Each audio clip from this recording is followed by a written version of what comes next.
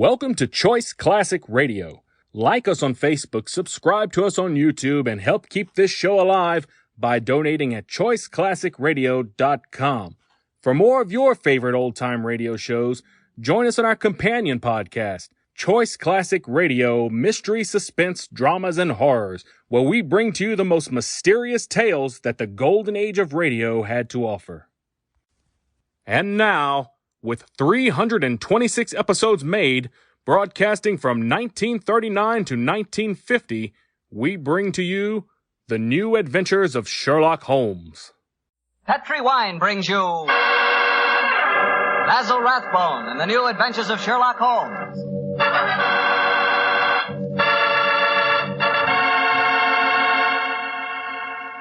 The Petri family, the family that took time to bring you good wine, invites you to listen to Dr. Watson tell us another exciting adventure he shared with his good friend, that master detective, Sherlock Holmes.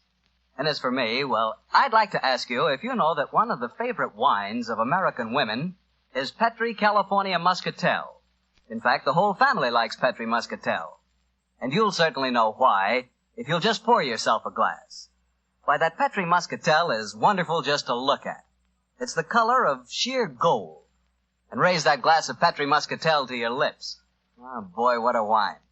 Look, did you ever walk through a vineyard early in the morning? You know, when the dew is still clinging to the grapes?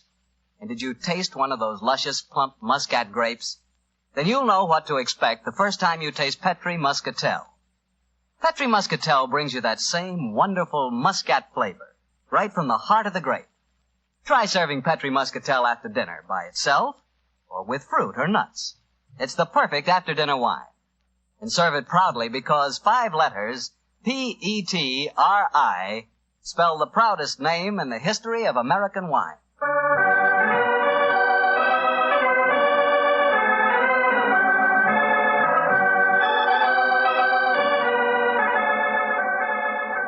And now I'm sure our good friend Dr. Watson is ready for us. Let's go in and join him. Come in. Oh, there you are, Mr. Bartell. Good evening, Doctor. Are you all ready with tonight's new Sherlock Holmes adventure? I'm ready if you are, my boy. How would you like to hear a story that took place in Italy? In Italy? Say, you and the great Sherlock Holmes certainly did get around. What took you there, Doctor? We'd gone to Rome to investigate the sudden death of Cardinal Tosca. An inquiry, which I may tell you, Mr. Bartell, was carried out by Holmes at the express desire of His Holiness the Pope. Say, Doctor, that sounds like a wonderful... No, Mr. Bartell, that's a story that I'm afraid I can never tell you. However, tonight's adventure took place a few days after Holmes had brought his case to a satisfactory, though somewhat terrifying conclusion. I suggested to the great man that a short holiday would be good for us before returning to England, and so we spent some happy days browsing among the architectural treasures of old Rome, the Colosseum, the Baths of Caracalla, the Forum, the wonderful ruins on the Palatine Hill. I couldn't drag Holmes away from them, Mr. Bartell. And at night time he was able to indulge to his heart's content his great love of music. Finally, it was 2 nights before we were to sail for England, I remember. We went to the opera house to hear the famous Italian soprano Gina Valchesi singing Verdi's immortal La Traviata.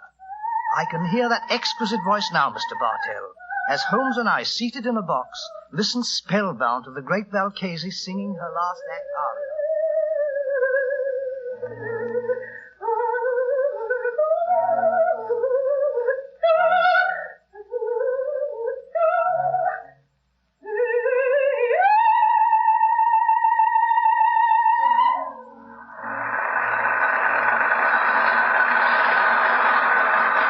What a voice, Watson. What a magnificent voice. Yes, it is, Holmes. A pity, though, that most opera stars who sing like nightingales seem to have the figures of unusually well-fed pouter pigeons.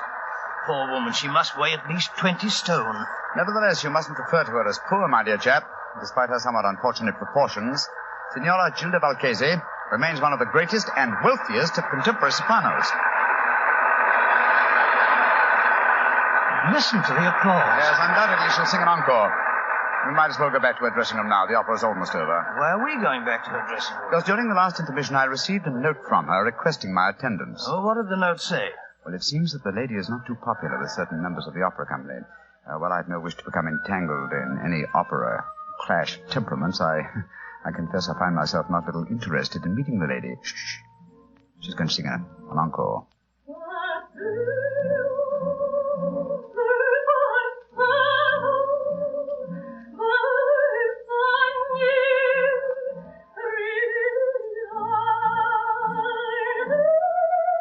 Are you really going back to her dressing room? Certainly, my dear fellow. A summons from Gina Valchese is no more to be disobeyed than a royal command.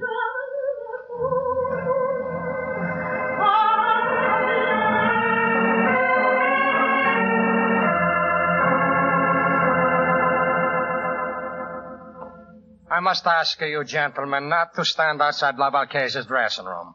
We permit no strangers, particularly foreigners. But the Signora has requested our presence. May I ask who you are? Permit me to introduce myself, gentlemen. I am Armando Bellini, Inspector of Police. My name is Holmes, Sherlock Holmes, and this is my friend, Dr. Watson. Sherlock Holmes? Ah, but this is a great honor. Allow me to apologize.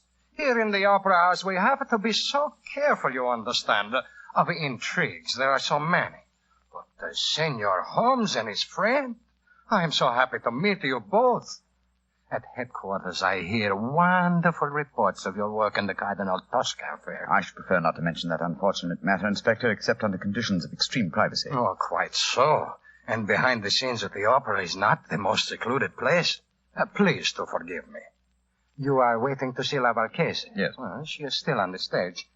She has requested your presence, you say, Senor Holmes? Yes, I trust the meeting is to be a social and not a professional one. We're sailing for England in a couple of days. And you came to hear the great Valchese sing before you left. Most understandable. A magnificent voice, Inspector.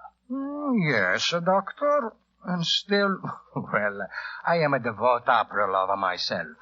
Yet I cannot help but feel its future lies with those who can add a youth and beauty to a great voice. That's true. True, Signor. But where can you find such a combination? I have found it. Here in the opera, there is a girl.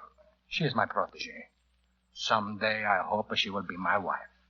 At the moment, she is only understudying La Valchese. If she should ever get the opportunity of singing in her place, then a new star will be born. Oh, really? What's her name? Lisa Bordoni. She has but recently come to Rome from Milano, where she was studied with the great Alfieri. Confidentially, I think that La Valchese is so jealous of her that... Oh, here is Lisa now. And that is her brother with her. Lisa, cara mia, please to join us. By George, what a beautiful girl. What is it, Armando? Permit me to present the famous English detective, Senor Sherlock Holmes, and his friend, Dr. Watson. How do you do? How do you do, young lady? Glad to meet you both. This is my brother, Wally. How do you do, sir? I certainly feel that I know a lot about you two gentlemen. No, I can't tell you how many times I've read your stories, Dr. Watson. Indeed, sir. I'm very flattered. Lisa, cara mia, we were just saying that in youth and beauty, combined with the voice, lies our future hope in the opera. Your day will come, Lisa mia. Your day will come soon. I hope you're right, Armando. But as long as I understudy Gina Valchese, I don't see when I'll get my chance. She's disgustingly healthy. If you'll pardon my saying so, young lady, though your name is Bordoni, you and your brother don't sound in the least Italian. Well, we're not, Mr. Holmes. We're American. But to succeed in Italian opera, my sister has found that an Italian name is essential. So the Borden family became the Bordonis. In any case, my real name is Lizzie Borden. Oh, really? I'm sure you, Mr. Holmes, as a famous detective, will see that I had to change my name. Yes, I can well understand. Who was Lizzie Borden? Well, my dear fellow, one of the greatest and most successful of murderesses, who wielded an axe with incredible dexterity. I've often regretted that I was in Tibet instead of America at the time of that particular case. Senor Holmes, I do not understand you Anglo-Saxons.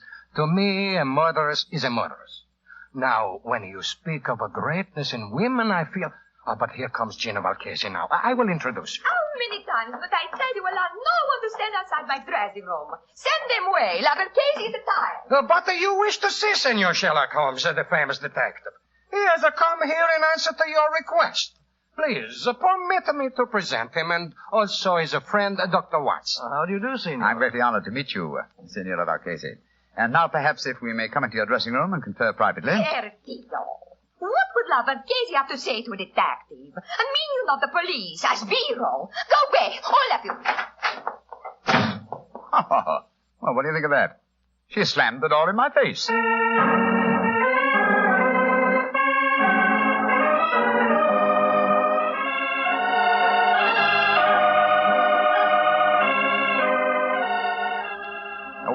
Waiter. Si, senor. Bring me some more coffee, please. Si, senor. It's very pleasant dining here on the hotel terrace, I must confess. Very. Amazingly warm, considering yesterday's snow. Yes, it is. Later, I suggest we pay another visit to the opera and hear La Valchese sing Gilda and Rigoletto. Upon my soul, Holmes, it seems to me that you're astonishingly casual after the way that woman insulted you last night, slamming the door in your face as if you were a tradesman. Shocking. What would you have me do, my dear chap? Force my way into a room, demand an apology, or have my friend challenge her to a duel in order to avenge my honor? Oh, don't try to be funny, Holmes. You know perfectly well what I mean. The lady asks you to come and see her, and when you do, she pretends she's never heard of you. And here it is nearly 24 hours later, and you've done absolutely nothing about it. Oh, dear old Watson. You're really quite upset over the affair, aren't you? Well, if it'll make you any happier, let me tell you, I have done something about it. I'm delighted to hear it. What? This morning I was able to obtain a specimen of La Valchese's handwriting from an autographed picture in the possession of Inspector Bellini. I compared the writing with that on the note and that I received in the box last night. It was the same, proving that the message I received was authentic. Oh, in that case, why did she snub you like that? Well, something was to frighten her, I suppose. Something or someone who was standing at the dressing room door with us. Well, who was there? Inspector Bellini, Lisa Bordoni, and her brother. Precisely, my dear fellow. Therefore, we may assume that La Valchese had no wish to recognize me in their presence. But if you think that, Holmes, why haven't you been in touch with her today? She may be in some dreadful danger. If she is, she can find me easily enough. And meanwhile, I'm perfectly happy to be left alone. The last few weeks have been sufficiently strenuous without becoming involved in some fresh case. On my soul, Holmes, you must be tired. I've never known you to be so indifferent to a case. Great Scott. What is it, Watson? Look, walking towards us. It's Signora Valchese herself. Oh, and judging from the lady's expression, she seems to be in some distress. Good evening, Signora. Signor Holmes, I must speak Please to sit you. down, won't you? This is my colleague, Dr. Watson. How do you do? First, I must apologize for my behavior last night. It would have been dangerous if La Valchese had acknowledged that she had to communicate with you. That's just what my friend assumed, madam. Please speak quite freely now, Signora. No one can overhear us. Signor Holmes, I am being persecuted. My life is in danger. You must save me. You've been threatened. Si, Signor. And now today, tragedy has struck. My sister, my beloved Bella, lies near death from a murderous attack. An attack that was meant for me. Good Lord, what happened, madam? If you will please to keep quiet, and let La Valchese speak, will I learn what happened. Oh, I'm sorry, madam. This morning, I always myself take my dog for a walk. But this morning, I feel the trace of a cold. I asked my sister to take the dog for a walk. Please do understand that my sister is very much like me in appearance. Yes, I understand, Signora. Please continue. She walk alone in the park. From nowhere, a horseman come gallop and ride her down. This much I learned from the traces in the snow when I worry and go to find her. Was she able to tell you who the horseman was? No, she cannot speak, Signor. They say at the hospital that her skull is fractured, that she may not live. Signor Holmes, that attack, it was meant for me. You must protect me. Signora, I shall do everything in my power to... No! What's wrong, madam? Somewhere there is a cat. I know it. Make it go away. I cannot stand cats. They drive me mad. No! Oh, make it go away, please. I cannot sense it without even a signal. Shoot, run away, shoot. No. I can't see please, one. It must be your imagination. Ira, I am sorry to make such a scene, but I cannot bear to be near a cat. I cannot tell you what it do to me. It may sound foolish weakness. No, not at all, Signora. Such a condition is quite common. In fact, I believe medical science has given it a name. It's known as ailurophobia. Oh, whatever it is called. It make me ill. I must go to my room. I cannot stand much more. My poor sister. I imagine with your sister at death's door, Signora, you will not sing tonight. Signor Holmes, I love her very much. But even a sister is only a sister. My art is my life. In an hour, Signor, I sing Gilda in a Rigoletto. You will attend the performance. And afterward, you will tell La Valchese how she may trap these devils who seek to destroy her.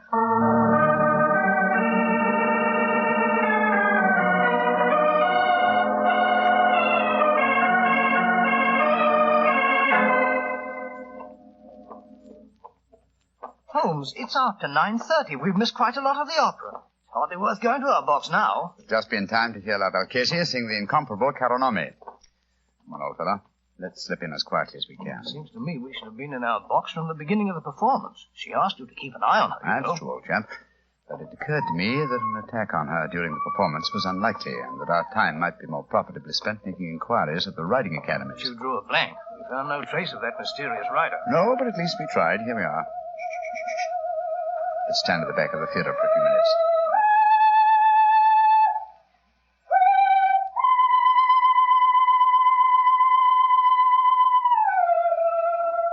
Great Scott! That isn't Valchesi singing. It's the understudy, Bellini's protege, the American girl, Lisa Bordoni. What a beautiful voice. A light one, but with a beautiful, wonderful range. Look here, we've no time to listen to her now. We must go to the Valchesi's dressing room at once. We know she left for the theater tonight with the intention of singing. I'm very much afraid there's devil's work afoot, Watson.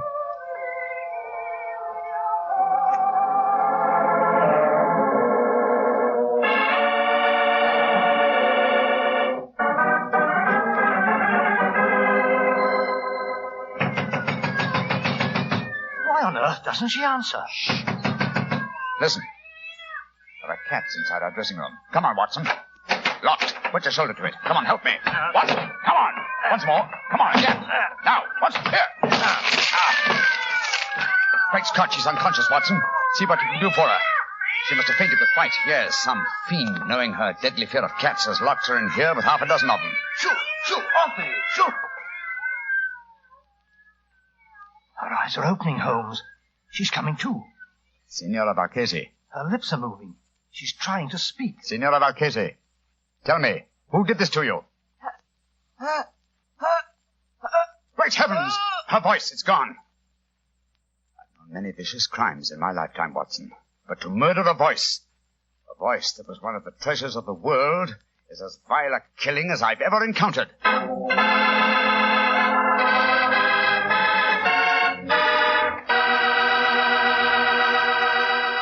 Dr. Watson will tell you the rest of his story in just a few seconds. And right now would be a wonderful time to try a glass of Petri California port. In the evening after dinner, well, any time you're taking things easy, is the perfect time for Petri port. Petri port is a rich red wine, the kind of wine you like to sip slowly, so you won't miss a drop of its truly fine flavor. I'm not kidding when I say you owe it to yourself and your family to try Petri port. In fact, you should try Petri Port and Petri Muscatel. So don't buy one, buy two. Buy both Port and Muscatel. Just be sure you get Petri, because Petri wine is always good wine. Well, Dr. Watson, so the great opera singer lost her voice when someone locked her in a room full of cats, huh? What did you and Sherlock Holmes do? We took Signor Valchesi back to her hotel at once and saw that she was properly taken care of. How did the understudy, Lisa Bordoni, make out, Doctor? Well, the tragedy that overtook La Valchesi gave her great chance. She received a tremendous ovation at the close of the performance, and it seemed certain that another star had been born. But let me tell you the story just as it happened, Mr. Bartell. A little later that night, Holmes and I were once again standing on the balcony of our hotel, watching a crowd of people that had assembled in the courtyard. You see that crowd, Watson? Yes, I suppose they've come here to acclaim the new star. No, my dear fellow. That crowd isn't planning a celebration. Look at them and listen to their angry murmuring. I'm afraid there's going to be trouble. I don't like the look of it. Hello. Here comes Lisa Bordoni's brother, Wally. What's wrong, sir? Mr. Holmes. Mr. Holmes, you've got to do something. What's happened? Well, somehow the story about the cats in La Valchesi's dressing room has spread. The crowd outside are saying that my sister, Lisa, planned the whole thing so that she could sing Valchesi's part in the opera tonight. Where's your sister now? In a room at the hotel here. I managed to get her away from the crowd, and I locked her in. But that mob, I'm frightened for her. Here comes the official representative of law and order, Inspector Bellini. Wally, where is Lisa? I was just telling Mr. Holmes that I'd locked her in a room. Well, that crowd's in a dangerous mood, Bellini. What precautions are you taking? I have thrown a cordon of police around the hotel. The mob is getting out of our hand, and Lisa must be protected. As a matter of fact, the situation is even worse than the crowd knows. I have just been told that La Valchesi's twin sister Bella died in the hospital tonight. That adds a murder charge. If the crowd knew about that, I tremble to think what might happen. Did you say that, La Valchesi's sister was a twin, Inspector? Si, Senor Holmes. She was her exact double in everything but voice. Indeed, how very illuminating. If you don't mind, I should like to have a few words in private with my friend, Dr. Watson. Excuse us for a moment, please. What do you make of it, Holmes? What are you, old chap? Well, the American girl seemed very charming and all that, but she might have done it. It had to be either her brother, or the inspector himself. They all had a motive for wanting La Valchese to lose her voice. But I must say I can't understand the motive behind the murder of her twin sister. I think I can give you the answer to that question in a very few minutes. But meanwhile, the mob gets uglier and uglier. The only way to avert violence, Watson, is to give them quick proof and a certainty of conviction. I must go back to Bellini and the young American. I want to keep an eye on them. Meanwhile, I want you to slip out and get me a cat. Cat? What for? You'll find out soon enough. But Holmes, what kind of a cat? Oh, any kind, but hurry.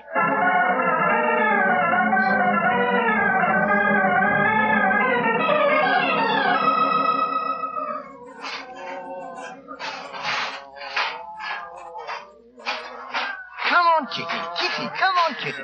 There's a good kitty. Here. What you do in a hotel kitchen, senor? Oh, you want to play with my cat? Oh, is he your cat? Charming little fellow. I'd like to borrow him for a little while. Why you want to borrow my cat? Oh, I thought I'd take him up to my hotel room and have a little game with him. I've got some old socks he can play with. Deal. The English, they are a crazy race. My cat does not like to play with the old socks. Look here. Here's 50 lira for you. Oh, no. I tell you, my cat does not like to play with old socks. My cat will stay here, and you can keep your money. I'll give you 100 lira. So that you may stuff my cat full of old socks? No. Give me back my cat. Oh, the place is with you. You'll get it back later. Hey, stop him. The crazy Englishman is stealing my cat. Stop.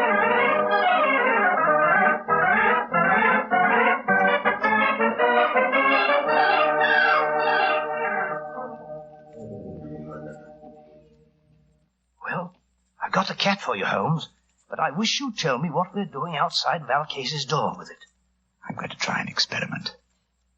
You open her bedroom door softly. So. Slip the cat in. So. And close the door. Holmes, man, what the blazes do you think you're doing? You'll drive her mad. I think not. Listen. And watch through the keyhole if you can. From you, stupid cat. Go away. Holmes, her voice. It's come back. Yes, I thought it might. I can see her through the keyhole. She's picking the cat up by the scruff of its neck. She's walking toward the balcony. Yes, and towards the crowd down below. An excellent opportunity for a public confession. Come on. Stella? What do you want? I charge you with the murder of your sister, the great singer, Valchese.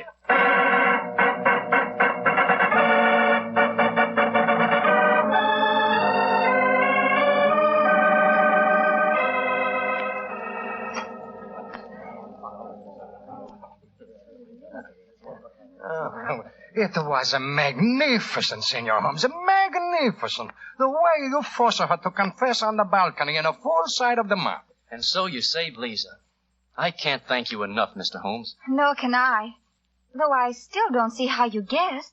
She looked so much like her sister that she fooled even me, her understudy. Yes, it was an extremely cunning plot, Miss Bordone. The real Valchese sent me that note last night. When I met her at the dressing-room door, she denied having sent for me because the three of you were there. I suppose she suspected one of us. Oh, yes, obviously. And later, no doubt, she told her twin sister Bella about having sent me the message and also announced her intention of coming to see me.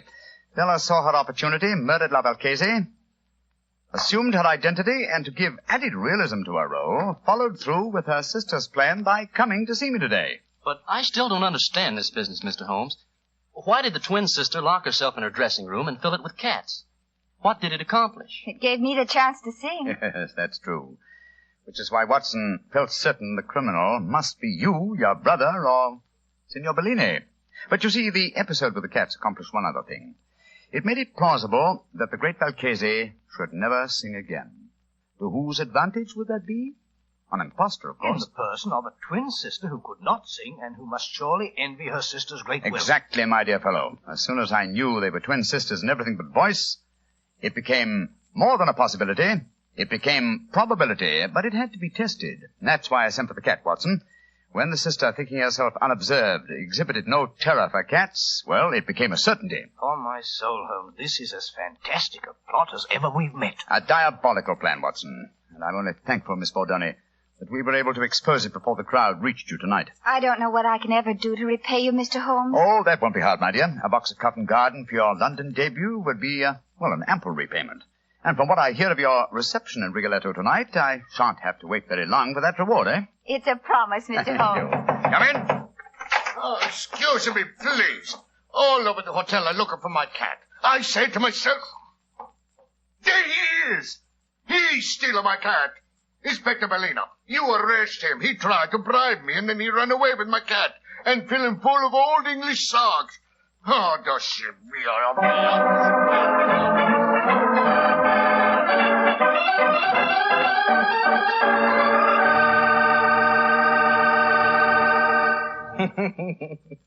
Doctor, I'd sure like to have a picture of you running away with that fellow's cat under your arm. You, a cat stealer. It's not a bit funny, Mr. Bartell. Believe me, it was most embarrassing. I know. But it was all for a good cause, and I think you were splendid about the whole thing. Incidentally, how'd you happen to look for a cat in the hotel kitchen? Oh, there's usually one round the back door of the kitchen. Haven't you ever wandered, backstage in a hotel? Fascinating. Oh, of course I have, but I've never been in a hotel kitchen. Then where were you? In the wine cellar. I should have known. Yes, Doctor, I like to look at bottles of Petri wine because when I see a Petri wine, I know I'm looking at a good wine. And Petri wine is good because of the Petri family. The Petri family first started making fine wine before the beginning of this century, generations ago. Since then, winemaking has been their heritage, handed on down from father to son. So you can take it for granted that the Petri family really knows how to turn luscious, sun-ripened grapes into clear, fragrant, delicious wine. And you can take it for granted, too, that the name Petri on a bottle of wine is more than a trademark. It's a personal assurance of the Petri family that every drop of wine in that bottle is good wine. You just can't go wrong with Petri wine because Petri took time to bring you good wine. Well, Dr. Watson, what story are you planning to tell us next week? Next week, Mr. Bartell, I'm going to tell you a strange adventure that Holmes and I had many, many years ago. It concerns a young girl, the mutilation of her doll, and the tragedy that overtook a certain wise woman from the mountains.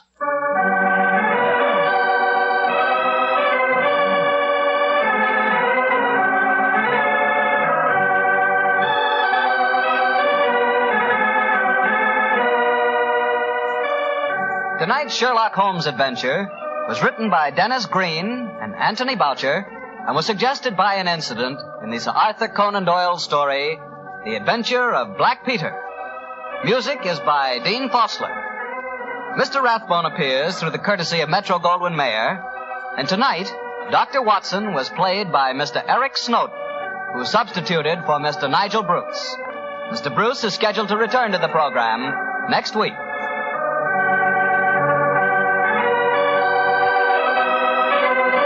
The Petri Wine Company of San Francisco, California, invites you to tune in again next week, same time, same station. Sherlock Holmes comes to you from our Hollywood studios.